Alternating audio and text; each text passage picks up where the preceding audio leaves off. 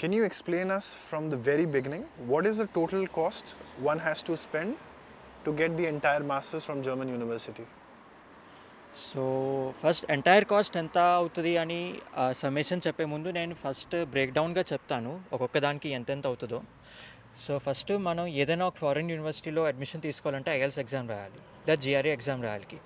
దానికి సుమారు ఒక 15,000 నుంచి 17,000 దాకా అవుతుంది.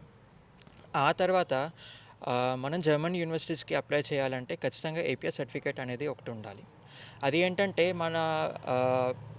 మన బ్యాచిలర్ సర్టిఫికేట్స్ కానీ ఏ సర్టిఫికేట్స్ అయినా కానీ అవి ఎంత లెజిట్ అనేవి పరిశీలిస్తాయి. సో ఆ ఏపీఎస్ అనే దానికి మనం మొత్తంగా 18,000 డబ్బులు చెల్లించాలి. ఆ తర్వాత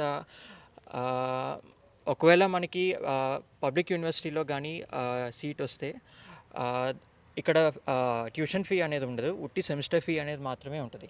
ప్రస్తుతానికి మా యూనివర్సిటీకి అయితే €180 పర్ సెమిస్టర్కి ఫీ కట్టాలి.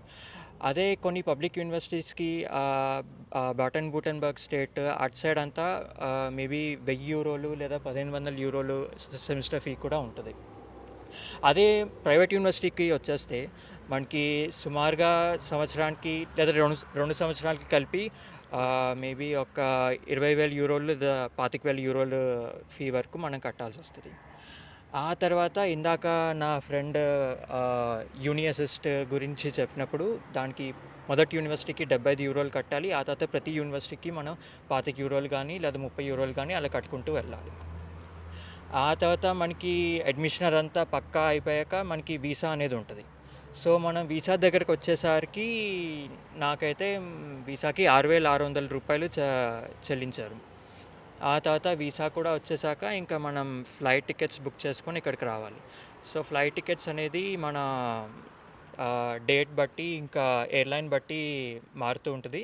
నేను ఫస్ట్ టైం వచ్చినప్పుడు లుఫ్తాన్సాలో వచ్చాను. నాకు అప్పుడు ₹30,000 పడింది జర్మనీకి రావడానికి. Okay. Yeah. Can you give it to him? Can you talk also everything what he spoke? While you are still in India, you also have to block 10 lakh rupees as a blocked account. Exactly. Right? And then carry from there. Now that you have arrived in Germany. Okay? Okay, so ఇప్పుడు జర్మనీకి వచ్చినాక first question ఏంది, ఇప్పుడు నేను ఆ యూనివర్సిటీకి ఎట్లా పోవాలి? సో మనకి ఆప్షన్స్ ఉన్నాయి. ఇక్కడ మనం త్రూ ట్రైన్ పోవచ్చు, ఆర్ఎస్ త్రూ బస్ పోవచ్చు. సో నార్మల్గా అన్నిటికన్నా రికమెండేటెడ్ అయితే ఏంటంటే నువ్వు ఇండియాలో ఉన్నప్పుడే ఇది ప్రయర్గా టికెట్ బుక్ చేసుకుంటే బెటరు. ఎందుకంటే నువ్వు ఇక్కడికి వచ్చాక నేను ఇక్కడ ఆడికి వెళ్ళి బుకింగ్ చేయాలంటే చాలా కష్టము. సో నా కేసులో అయితే నేను ఇండియాలో ఉండి నా సీనియర్స్ ఉంటారు కదా యూనివర్సిటీలో, వాళ్ళ త్రూ టికెట్ బుక్ చేసుకున్నా. సో నేను డీబీ త్రూ వచ్చాను, అంటే ట్రైన్ త్రూ వచ్చాను. సో చాలా ఈజీ ఉంటుంది, కానీ ఇక్కడ ట్రైన్ సిస్టమ్ కొంచెం డిఫికల్ట్, కానీ అదంతా వదిలేయండి. కానీ టికెట్ అయితే ఇండియాలో చేసుకుంటేనే బెటరు. ఇంకా మన బ్లాక్ అమౌంట్ కూడా కావాలి. బ్లాక్ అమౌంట్కి చాలా ఆప్షన్స్ ఉంటాయి. సో నేను తీసుకునేది ఎక్స్పాట్రియో.